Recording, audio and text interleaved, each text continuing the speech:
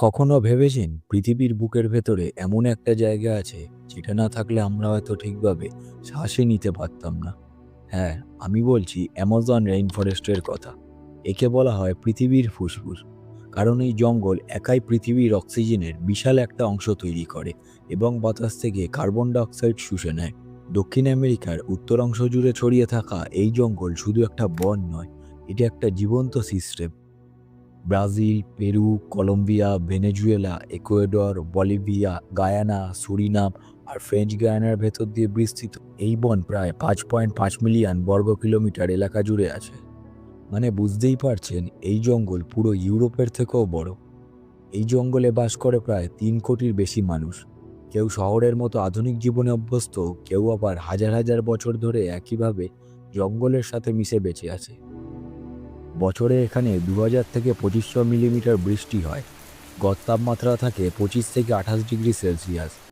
সব মিলিয়ে এটা প্রকৃতির জন্য একটা পারফেক্ট ল্যাবরেটরি।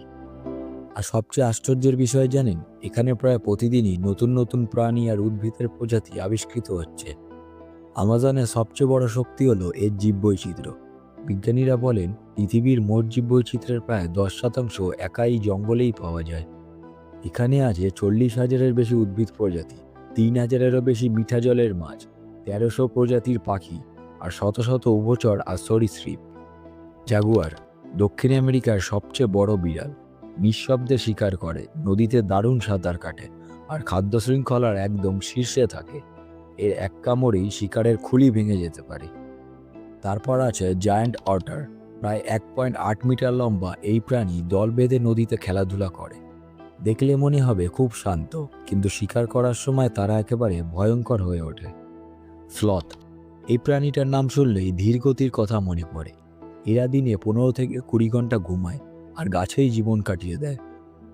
আর আছে অ্যামাজনের বিখ্যাত গোলাপি ডলফিন। নদীর জলে হালকা গোলাপি রঙের এই ডলফিন শুধু এখানেই পাওয়া যায়।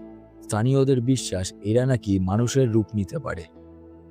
এখানে রয়েছে বিশ্বের সবচেয়ে লম্বা সাপ অ্যানাকন্ডা। কোনোটা 9 মিটার পর্যন্ত লম্বা হতে পারে। ক্যাপিবারা বিশ্বের সবচেয়ে বড় ইঁদুর জাতীয় প্রাণী। নদীর ধারে দল বেঁধে এরা ঘোরাঘুরি করে, কিন্তু এদের অনেকেই আজ বিলুপ্তের পথে। জায়ান্ট আর্মাডিলো, রেড ফেস্ট উয়াকারি বাদুড়ের সংখ্যা দ্রুত কমছে এই জঙ্গলে। আমাজনের আকাশ মানে রঙের মেলা। এখানে 1300-র বেশি প্রজাতির পাখি বাস করে। কেউ শক্তিশালী, কেউ রঙিন, কেউ আবার অবিশ্বাস্যভাবে দ্রুত। হার্পি ঈগল হলো জঙ্গলের সবচেয়ে শক্তিশালী পাখিদের একটি। এর শক্ত পা আর নখ এতটাই শক্ত যে মাঝারি আকারের বানর পর্যন্ত শিকার করতে পারে। স্কারলেট ম্যাকাও পাখিকে দেখলে মনে হয় যেন আকাশে উড়ছে একটি রংধনু, লাল, নীল আর হলুদের অপূর্ব মিশেল। টুকান পাখির বিশাল ঠোঁট শুধু দেখতে আলাদা নয়, এটি শরীরের তাপমাত্রা ঠিক রাখতেও সাহায্য করে। আর ছোট্ট হামিংবার্ড, সে প্রতি সেকেন্ডে প্রায় 80 বার ডানা ঝাপটাতে পারে, যা চোখে ধরা পড়াই কঠিন। এই পাখিরা শুধু সুন্দর নয়, তারা জঙ্গলের জন্য খুবই গুরুত্বপূর্ণ। ফল খেয়ে তারা দূরে বীজ ছড়িয়ে দেয়, ফলে নতুন গাছ জন্মায়। তাই বলা যায় পাখিরাই জঙ্গলের আসল মালিক। আমাজন জঙ্গলে আছে প্রায় 16,000 প্রজাতির গাছ। এই গাছগুলোই জঙ্গলের প্রাণ। কাপক গাছ এতটাই উঁচু, প্রায় 60 মিটার, যে একে পুরো জঙ্গলের ছাতা বলা যায়। ব্রাজিল নাট গাছ আমাদের দেয় রাবার সহ অনেক দরকারি উপাদান। আর ভিক্টোরিয়া ওয়াটার লিলির পাতা এত বড় যে একটি ছোট বাচ্চাও এর ওপরে বসতে পারে। সবচেয়ে আশ্চর্যের কথা কি জানেন, আজকের আধুনিক ওষুধের প্রায় 25% উৎস এই আমাজন জঙ্গল। ভবিষ্যতে ক্যান্সার বা নতুন ভাইরাসের চিকিৎসার ওষুধ হয়তো এখনও এখানকার কোনো গাছের মধ্যেই লুকিয়ে আছে। তাই আমাজন শুধু একটা জঙ্গল নয়, এটা পৃথিবীর জীবনের ভাণ্ডার। আমাজন জঙ্গলে শুধু গাছ আর পশু পাখি নেই, এখানে মানুষও থাকে। প্রায় 30 লাখ আদিবাসী মানুষ এই জঙ্গলের ভেতরে বসবাস করে।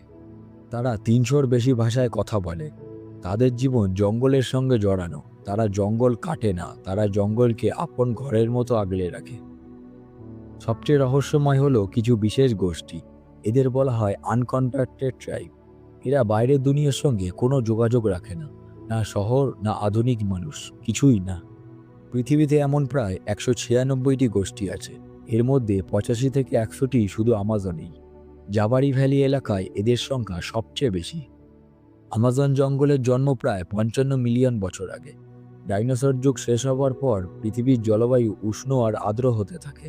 সেই পরিবর্তনের মাঝেই ধীরে ধীরে গড়ে ওঠে এই বিশাল জঙ্গল। শুরুর দিকে আমাজন ছিল নদী আর জলাভূমির এলাকা।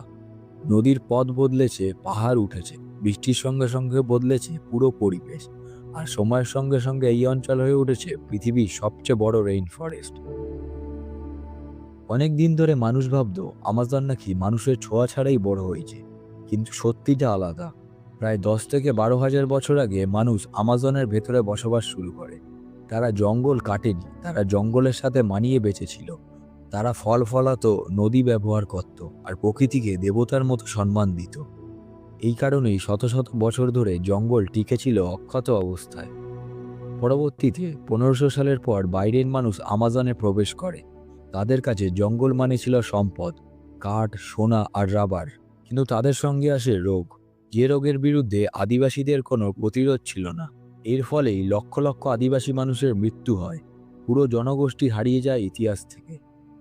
আধুনিক যুগে এসে আমাজনের ওপর চাপ আরও বাড়ে। রাস্তা তৈরি হয়, খামার গড়ে ওঠে, খনন শুরু হয়।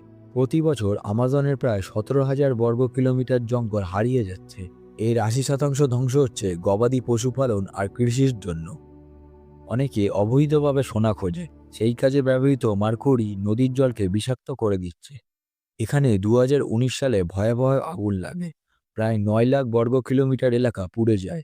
এর ফলে আমরা এখন দেখতে পাচ্ছি বন্যা বাড়ছে, বন্যপ্রাণী তাদের বাসা হারাচ্ছে, আদিবাসীরা তাদের ঘরছাড়া হচ্ছে। বর্তমানে WWF এর মতো বড় সংস্থার সাথে অ্যামাজন কনজারভেশন অ্যাসোসিয়েশনও জঙ্গল রক্ষায় খুব সচেতন হয়ে উঠেছে। আমাজনের অনেক জায়গায় এখন আদিবাসীরাই সামনে দাঁড়িয়েছে। তারা নিজেদের জমি নিজেরাই পাহারা দিচ্ছে। দিনরাত হেঁটে তারা দেখে কেউ গাছ কাটছে কিনা, কেউ নদী বিষাক্ত করছে কিনা। কিছু আদিবাসী এখন হাতে হাতে স্মার্টফোন ব্যবহার করে। স্যাটেলাইট ম্যাপ দেখে তারা অবৈধ লগইনের জায়গা চিহ্নিত করে, তারপর খবর দেয় সরকার আর পরিবেশ সংস্থাকে। এভাবে অনেক বড় ধ্বংস আগেই থেমে যাচ্ছে। জঙ্গলের ভেতর কাজ করছে পরিবেশ কর্মীরাও। তারা গাছ কেটে নয়, গাছ লাগিয়ে জীবিকা তৈরি করছে। নতুন করে বন গড়ে তোলা হচ্ছে, ক্ষতিগ্রস্ত জমিতে আবার সবুজ ফিরে আসছে। নদীর পাশে কাজ করছে কিছু মানুষ, তারা মার্কুরি পরিষ্কার করার চেষ্টা করছে। নদী যেন আবার মাছের বাড়ি হয়, এই আশাতেই তাদের লড়াই। কিন্তু শুধু আমাজনের মানুষ একা লড়ছে না, আমরাও পারি পাশে দাঁড়াতে।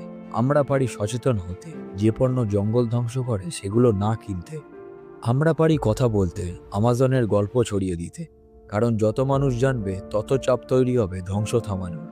তাই এই ভিডিওটিকে বেশি বেশি করে মানুষের কাছে শেয়ার করুন। এই লড়াই শুধু গাছের জন্য নয়, এই লড়াই নদীর জন্য, পাখির জন্য, আদিবাসী শিশুদের সঙ্গে পুরো পৃথিবীর ভবিষ্যৎ প্রজন্মের জন্য। আমাজন যদি কথা বলতে পারতো, সে বলতো, আমি 1000 বছর ধরে তোমাদের বাঁচিয়ে রেখেছি, আজ শুধু এতটুকুই চাই, আমাকে বাঁচতে দাও।